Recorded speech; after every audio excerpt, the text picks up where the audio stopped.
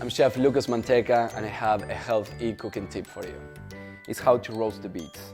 So just pick some nice beets, red beets, yellow beets, or Georgia beets, that they are the candy cane with like little stripes on it. Some garlic. The garlic, you don't need to peel the garlic. I always recommend to keep the skin on. That way when you're roasting, you don't get all that burn smell or flavor into what you're roasting. Actually the skin keeps it from burning, and that's a good tip. The only thing that you need to do is either with your hand, you crush it, or you can use your knife as well.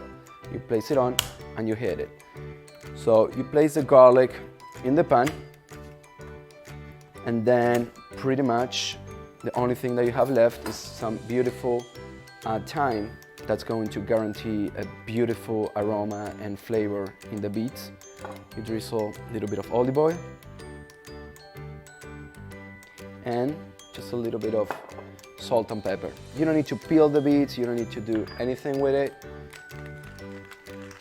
until they are coming out of the oven.